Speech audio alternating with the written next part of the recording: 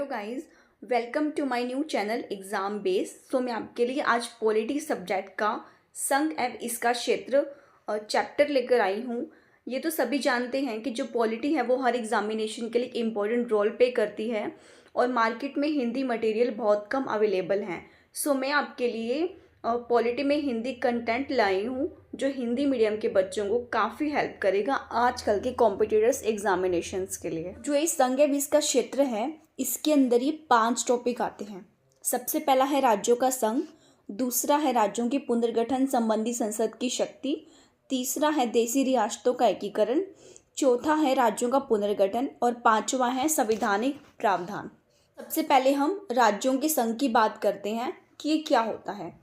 देखो, जो राज्यों का संघ होता है, भारत के संविधान के भाग 1 के अनुच्छेद 1 से 4 तक राज्यों और उसके क्षेत्रों के बारे में चर्चा की गई है। तो अगर आपका एग्जामिनेशन में ये क्वेश्चन आ जाए कि राज्यों और उसके क्षेत्रों के बारे में जो चर्चा की गई है वो कौन से भाग के अंदर है संविधान में और कौन से अनुच्छेद में है, तो भाग आ जाए तो आपको 1 करना है और अगर अनुच्छेद आ जाए तो 1 से 4 तक आपको बताना है कि भारत का जो संविधान है वो इंडिया को भारत घोषित करता है और संविधान में इसे राज्यों का संघ घोषित किया गया है, न कि राज्यों की संघीय व्यवस्था। तो अब बात करते हैं कि राज्यों का संघ और राज्यों की संघीय व्यवस्था, इन दोनों में क्या अंतर होता है। देखो, जो राज्यों का संघ होता है इसका मतलब होता है कि राज्य और देश के अंदर किसी भी प्रकार का कोई समझौता नहीं हुआ और कोई भी राज्य देश को छोड़कर नहीं जा सकता। लेकिन जो संघीय व्यवस्था है उसका मतलब ये होता है राज्य और देश के अंदर एक समझौता हुआ है और उसके अंदर भी कोई भी राज्य देश को छोड़कर नहीं जा सकता। तो इन दोनों में यही डिफरेंस है, राज्यों का संघ और राज्यों की संघीय व्यवस्था। इसलिए यहाँ पर भारत को राज्यों का संघ कहा गया है, न कि राज्यों की संघीय व्यवस्था। अब बात करते हैं आगे कि भारत की विधानसभा में देश के नाम को लेकर पहले कोई एकरूपता नहीं होती थी। कुछ सदस्यों ने इस परंपरागत नाम भारत का सुझाव दिया था और कुछ ने अन्य लोगों ने सुझाव दिया था इंडिया का। मतलब कि पहले के ज़माने में भारत को इंडिया भी कहते थे और इंडिया को भारत भी कहते थे, दोनों का एक ही मतलब होता था। इसमें कुछ लोग भारत बोलते थे, कुछ लोग इंडिया बोलते थे, इसीलिए संविधान सभा ने इन दोनों के ही मिश्रण को अपना लिया था। दूसरी ओर भारत देश को संघ घोषित किया गया है, जिसके 2 कारण हैं। पहला है, भारत की व्यवस्था अमेरिका की तरह राज्यों के बीच समझौते का परिणाम नहीं है।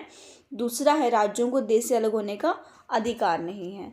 अभी मैंने आपको बताया यहीं पर कि राज्यों का संघ और राज्यों की संघीय व्यवस्था में जो डिफरेंस है कि जो अमेरिका है वो संघीय व्यवस्था है, न कि भारत, और जो राज्यों का संघ है वो भारत के ऊपर लागू होता है, न कि अमेरिका के ऊपर। तो यहाँ पर ये एक दूसरे के ऑपोजिट में आते हैं। अब हम यहाँ पर टॉपिक की बात करते हैं, राज्यों के पुनर्गठन संबंधी संसद की शक्ति। इसके अंदर क्या बताया गया है कि भारत के संविधान के अनुसार संसद के पास क्या क्या प्राधिकार हैं। वो ये प्राधिकार हैं कि वो किसी एक राज्य से किसी एक क्षेत्र को अलग करके नया राज्य बना सकता है और किसी राज्य की सीमा को बढ़ा सकता है और किसी राज्य की सीमा को घटा सकता है, उसको बदल भी सकता है या किसी राज्य के नाम को भी वो बदल सकता है। हालांकि भारत का संविधान इस संदर्भ में 2 शर्तें बताता है। वो 2 शर्तें कौन कौन सी वो देखते हैं। जो भी विधेयक संसद में लाया जाएगा वह राष्ट्रपति की अनुमति से लाया जाएगा। विधेयक क्या होता है? विधेयक को बोलते हैं बिल। दूसरा, राष्ट्रपति इस विधेयक पर अनुमति देने से पहले एक निर्धारित समय सीमा के भीतर राज्य की राय भी जानेंगे। अब देखो, मैं आपको पहले बात बता दूं कि जैसे मान लो कि राज्य में किसी भी तरह का जो बदलाव करना है, सबसे पहले वो संसद में एक बिल लाया जाता है, वो भी राष्ट्रपति की अनुमति से। जैसे मानो कि राष्ट्रपति ने अनुमति दे दी कि आप संसद में राज्य के अंदर बदलाव के लिए बिल ला सकते हैं, ठीक है। तो संसद में बिल लाया गया, लेकिन जो राष्ट्रपति है उस विधेयक पर किसी भी तरह का डिसीजन देने से पहले उस राज्य के विधानमंडल से एक बार बात करेंगे। लेकिन संविधान में ये कहीं भी नहीं कहा गया है कि जो राष्ट्रपति है वो उस विधानमंडल की बात मानने के लिए बाध्य हैं। वो मान भी सकते हैं, वो उसे नहीं भी मान सकते।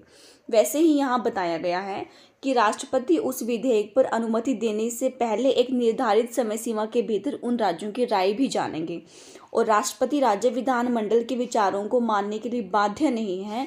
राष्ट्रपति उसे स्वीकार भी कर सकते हैं और उसे खारिज भी कर सकते हैं। अंततः यह स्पष्ट करता है कि संविधान संसद को यह शक्ति देता है कि वे राज्यों के ही बिना अनुमति के उनके नाम को बदल सकती हैं, उनकी सीमाओं को बदल सकती हैं या किसी भी तरह का परिवर्तन कर सकती है। दूसरे शब्दों में भारत की संसद बिना राज्यों की अनुमति के भारत के राजनीतिक मानचित्र में किसी भी तरह का चेंज कर सकती है। भारत के संविधान में राज्यों की रक्षा की कोई भी गारंटी नहीं दी गई है। भारत के संविधान में संसद में जैसे मान लो कि राज्यों में चेंजिंग करने के लिए एक बिल लेकर आएंगे और मतलब जिस राज्य के रिगार्डिंग बिल लेकर आएंगे उस राज्य के अंदर वो चेंज कर सकते हैं। तो इसलिए कहा गया है कि राज्यों की कोई गारंटी नहीं है, ठीक है। इसलिए कहते हैं कि भारत विनाशी राज्यों का अविनाशी संघ है। मतलब कि जो भारत है वो राज्यों का विनाश कर सकते हैं, लेकिन जो राज्य हैं वो भारत का विनाश नहीं कर सकते। इसलिए बोला गया है कि भारत विनाशी राज्यों का अविनाशी संघ है। इसका तात्पर्य है कि जो केंद्र सरकार है वो राज्य सरकारों का विनाश कर सकती है, लेकिन अमेरिका की सुरक्षा की गारंटी दी गई है। क्योंकि मैं आपको बता दूं, मैंने अभी आपको ये बात बताया था कि भारत और अमेरिका के साथ थोड़ा ऑपोजिट है। मतलब जो भारत में कोई समझौता नहीं हुआ है और कोई भी राज्य भारत को छोड़कर नहीं जा सकता, लेकिन अमेरिका में एक समझौता हुआ है, इसलिए कोई भी राज्य अमेरिका को छोड़कर नहीं जा सकता है। इसलिए यहाँ पर बोला गया है कि अमेरिका के बारे में सही कहा जाता है कि अमेरिका अविनाशी राज्यों का अविनाशी संघ है। सो गाइस, अगर आपको ये वीडियो अच्छी लगी हो सो प्लीज़ चैनल को लाइक करना, शेयर करना एंड सब्सक्राइब करना। मिलती हैं नेक्स्ट वीडियो में। Have a nice day. Thank you.